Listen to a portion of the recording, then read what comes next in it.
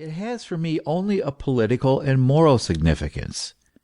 For in the sphere of strictly theoretical philosophy, I attach myself in direct opposition to the Hegelian philosophy, only to realism, to materialism in the sense above indicated. The maxim hitherto adopted by speculative philosophy, all that is mine I carry with me, the old omnia mea mecum porto, I cannot, alas, appropriate. I have many things outside of myself which I cannot convey, either in my pocket or my head, but which nevertheless I look upon as belonging to me, not indeed as a mere man, a view not now in question, but as a philosopher. I am nothing but a natural philosopher in the domain of mind. And the natural philosopher can do nothing without instruments, without material means. In this character I have written the present work, which consequently contains nothing else than the principle of a new philosophy verified practically, i.e., in concreto, in application to a special object, but an object which has a universal significance, namely to religion, in which this principle is exhibited, developed, and thoroughly carried out. This philosophy is essentially distinguished from the systems hitherto prevalent, in that it corresponds to the real, complete nature of man.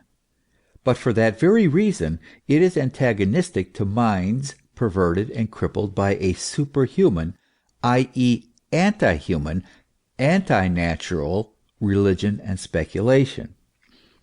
It does not, as I have already said elsewhere, regard the pen as the only fit organ for the revelation of truth, but the eye and the ear, the hand and the foot.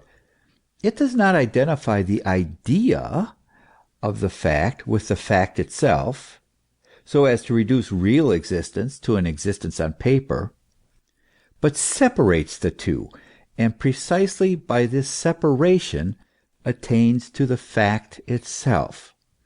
It recognizes as the true thing, not the thing as it is an object of the abstract reason, but as it is an object of the real, complete man, and hence as it is itself a real, complete thing.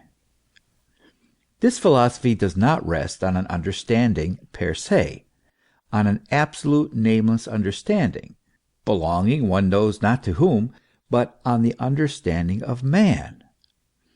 Though not, I grant, on that of man enervated by speculation and dogma. And it speaks the language of men, not an empty unknown tongue.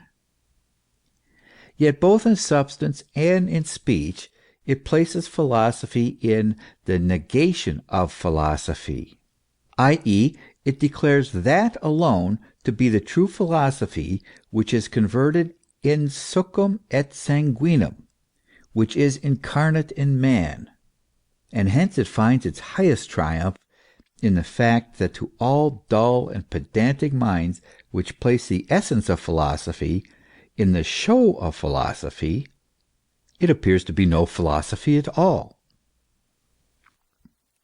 This philosophy has for its principle not the substance of Spinoza, not the ego of Kant and Fichte, not the absolute identity of Schelling, not the absolute mind of Hegel, in short, no abstract, merely conceptual being, but a real being, the true ens realissimum, man.